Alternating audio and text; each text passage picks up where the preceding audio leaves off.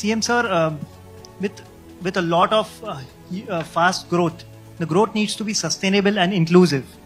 तो ऐसा नहीं हो जाए कि the growth is only for the elite and the poor suffers. So इसके लिए what are the steps that the government of Maharashtra is taking? देखिए, पहली बात तो यह है कि ये सारी ग्रोथ जो है ये सस्टेनेबल भी है और ये इंक्लूसिव भी है।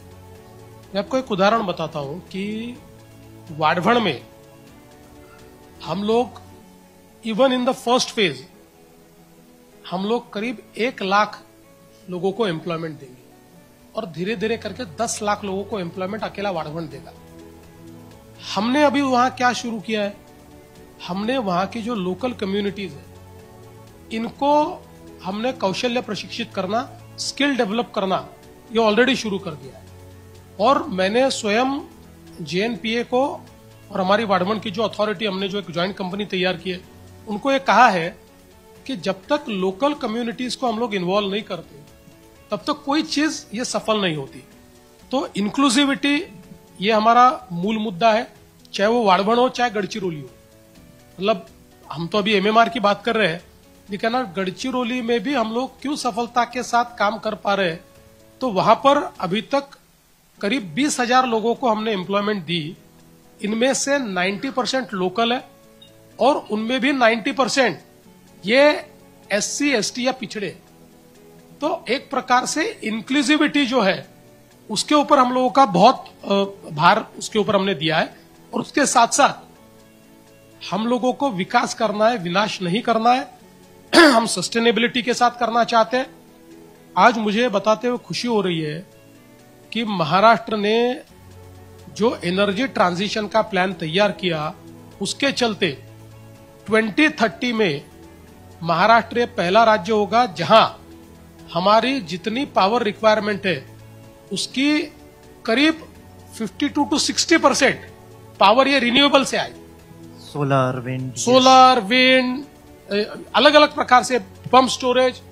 और हम लोग अगले 5 सालों में तो महाराष्ट्र को पंप स्टोरेज का हब तैयार कर रहे हैं। पंप स्टोरेज ये बैटरी की तरह काम करता है, रिन्यूएबल है, ये बैटरी की तरह काम करता है, ग्रिड स्टेबिलिटी करता है।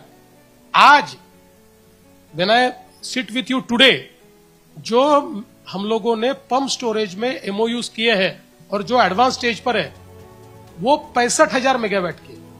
और आने वाले दिनों में मैंने ये लक्ष्य तय किया है 1 लाख मेगावाट, 100,000 मेगावाट के केवल पंप स्टोरेज।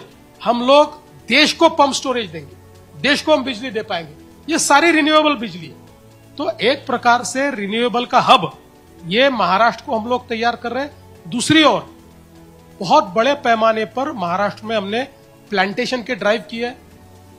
हम लोगों ने इस साल तो 11 करोड़ किया है, लेकिन अगले साल से हर साल इंक्रीमेंटली हम लोग ये चाहते हैं कि हम लोग महाराष्ट्र में धीरे धीरे अगले 5-6 सालों में 250 करोड़ पेड़ लगाए, ताकि महाराष्ट्र ये देश के बेंचमार्क राज्यों में आए।